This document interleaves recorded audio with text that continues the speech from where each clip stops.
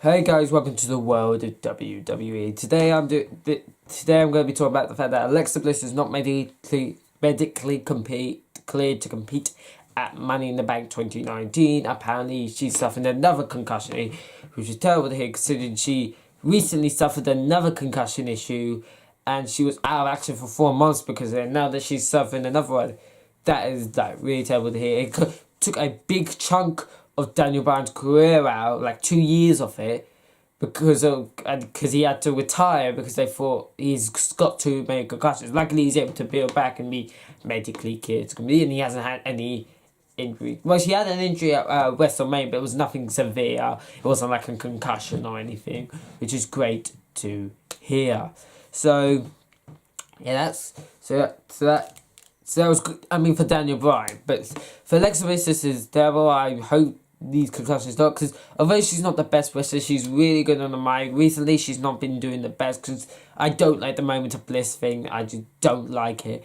But I do like her. I did like her when before the Moment of Bliss thing, when she was just a really good heel. You got annoyed by her, but in a really good way.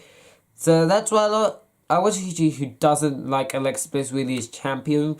Well, I subscribe still to that YouTuber. I don't necessarily agree with him because although she wasn't the best wrestler and her reigns aren't perfect. I've only really seen her as Raw Women's Champion. Her 3 runs with it.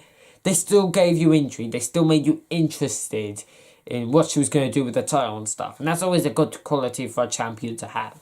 So yeah, but the main reason I'm doing this video is not only just I hope she gets better soon, but to also change my prediction for Money in the Bank, because if you watched that video, you'd know I filmed that and upload before I found out about this and stuff. So yeah, but you would know that I predicted Alexa Bliss to become a 2-time Women's Money in the Bank holder.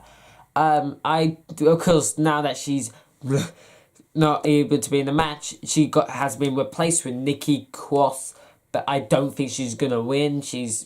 WWE have done nothing till recently.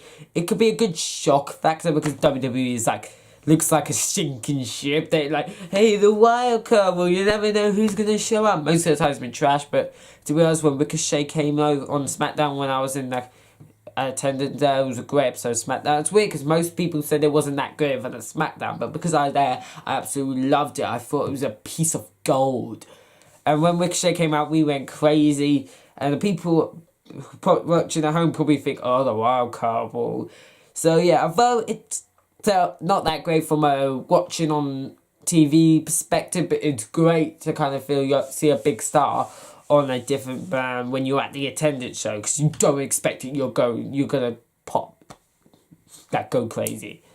So yeah, so this is just mainly to change my Money in the Bank predictions, since I don't think Nikki Cross is gonna win.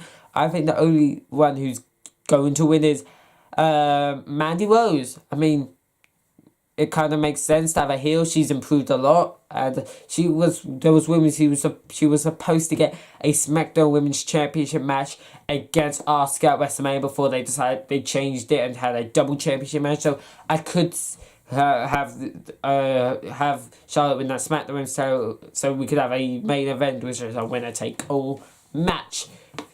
So that's why I mainly think they're doing that. And plus, who else is really in the match that could be? Carmella? She's not going to win. Though her cash-in was successful and stuff, she was a terrible champion. We've had, we also have in this match, Dana Brooke, who's literally done nothing. And she says opportunity 500 times when she found out about it. She thinks she deserves the opportunity, even though last time she got a big opportunity, she lost to Ronda Rousey for the Women's Championship in less than a minute. So yeah, you really take advantage of your opportunities, don't you, Dana Brooke? So yeah, I don't think she's not going to win. Ember Moon and Bayley, they're great wrestlers. I want to see them as champion, but I don't like to see them, especially because the Money in the Bank briefcase. It's something that's designed to get heels to win championship. It suits a heel more.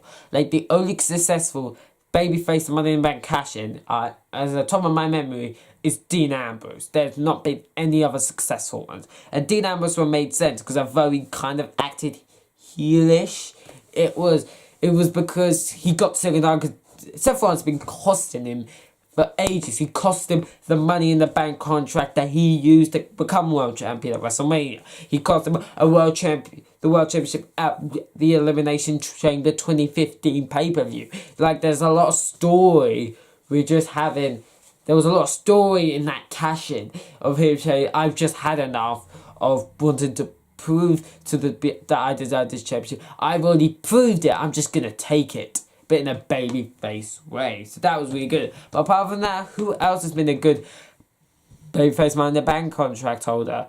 John Cena? No. Oh, there's also Rob Van Dam, which is pretty good. But the reign only lasted like 20 days because of trouble. He got in trouble in his personal life and stuff.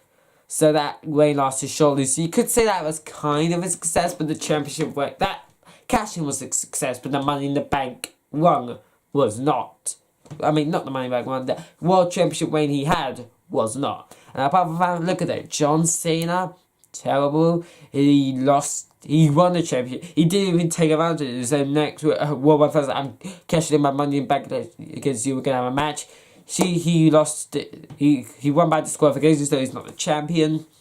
So that was kind of failed. You could have easily announced the match. You didn't need to have him as the Money in the Bank holder. Like, you didn't need that. You didn't need to have him as the Mr. Money in the Bank holder. You could have just announced the match. It's a big match. It would be a great match. You could still have people watching. And so on. And the other one, Braun Strowman. That was garbage. He literally did nothing. But during his run as Mr. Money Bank, but apart from beat up Kevin Owens and make him look like a joke.